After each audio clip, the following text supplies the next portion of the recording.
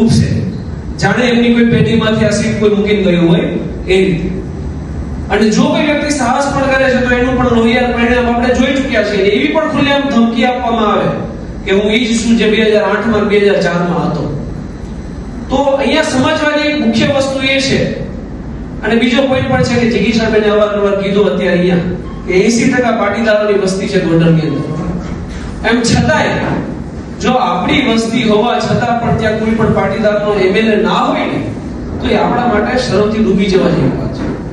અને હું તો 2022 ની લોકસભાની વાત કરીશ જિગીશાબેન, તમે કહો છો પાટીદારની એટલે કે કદાચ આમ આદમી પાર્ટીમાંથી ત્યાં મનીષાબેન ખૂંદ ઉભા હતા, નિમિષાબેન ખૂંદ ઉભા હતા, 12,000 વોટ એમને હતા અને સમથિંગ 85,000 વોટ એમને હતા. તો પાટીદાર વ્યક્તિ ઉભા છતાં ત્યાં હારે છે. તમને કેવા માંગુ છું કે નિખિલ દોંગા બોલે તો ગુસ્સીટો, રાજુ સોલંકી બોલે તો ગુસ્સીટો, પણ આજે હું બોલું છું કરી બતાવે મારી પર ગુસ્સીટો. પટેલોને દબાવ્યા, દલિતોને દબાવ્યા, આજે એ લોકો જો ગુનેગાર હોય તો ક્યાં ગઈ એની ગુસ્સીટો?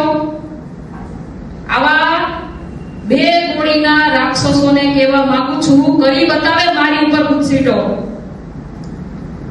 પટેલો માટે લડું છું, દલિતો માટે લડું છું અને ગોંડલની જનતા માટે લડું છું.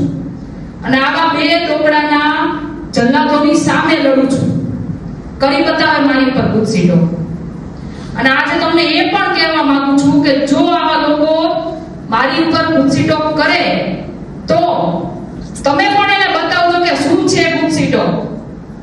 અને એટલા માટે કારણ કે આ તમામ આરોપીઓ ગુનેગાર છે આપણા સ્વર્ગસ્થ અને ભૂતપૂર્વ મુખ્યમંત્રી એવા કેશુભાઈ પટેલના.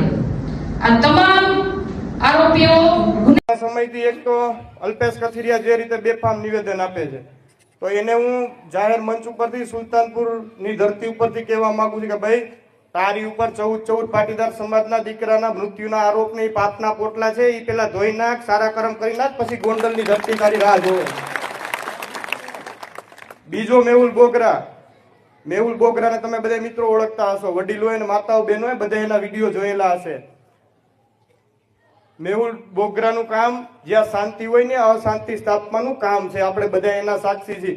જે રીતે ગુજરાત પોલીસ રાજ્યની સેવા અને રાજ્યની ચિંતા કરે છે, જે રીતે પોલીસના જવાનો એના પરિવારની ચિંતા મૂકી અને આપણા સૌની ચિંતા કરે છે, એની વચ્ચે પડીને એને પોલીસ તંત્રને કઈ રીતે બદનામ કરવું એના વિડીયો અનેક તમે મિત્રો જોયેલા હશે સોશિયલ મીડિયાના માધ્યમથી.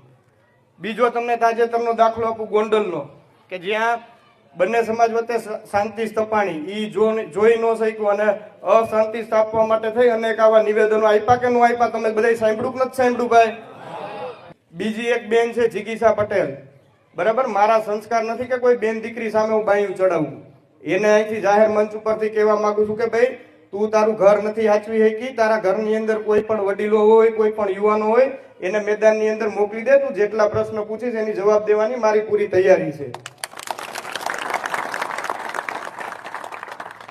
અને આવા વિઘ્નો સંતોષીઓ લોકોને આવી ટોળકીને કહેવા માંગુ છું, યુદ્ધ થકી કોઈ દી કોઈનું કલ્યાણ થાય, યુદ્ધ થકી કોઈ દી કોઈનું કલ્યાણ થાય, પણ આ ટોળકીને કદાચ યુદ્ધ કરીને કલ્યાણ કરાવવું હોય તો હું ને અલ્પેશ ઢોલરિયા બે ગોંડલમાં જ રહી છે. મારું મકાન આશાપુરા મેઇન રોડ ઉપર ગીતા વિલા અક્ષરધામ સોસાયટીમાં હું રહું.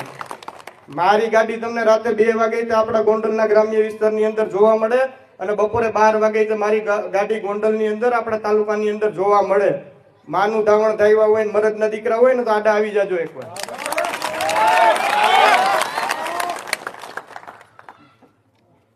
વિશેષ મારે આ બાબત ઉપર ચર્ચા નથી કરવી અને હવે દિલથી નક્કી કરી લીધું છે કે દિલ ખોલીને આવવાનું છે, મેદાનમાં ઉતરવાનું છે, ઈટનો જવાબ પથ્થરથી દેવાનો છે. જેવા દડા ફેંકશે ને એવા છક્કા મારવાની પૂરી તૈયારી છે. અને એટલી હદે પણ અમે ક્યાંય ઉતરેલા નથી કે અમારા કાર્યકર્તા ને અમારા આગેવાનો ઉપર કોઈ આંગળી ચીંધે અને અમે રાજકારણની ચિંતા કરીને અહીંયા બેઠા રહીને એ આ જાડેજા પરિવાર નથી ભાઈ. અલ્પેશ કથિરિયા, જિગીશા પટેલ, મેહુલ બોગરા, વરુણ પટેલ, હવે હું એમ કહીશ કે ગોંડલ તાલુકાની ને ગોંડલની એકતા તમારે બે હાથ ઊંચા કરીને પૂરી તાકાતથી કહેવાનું છે કે જિંદાબાદ.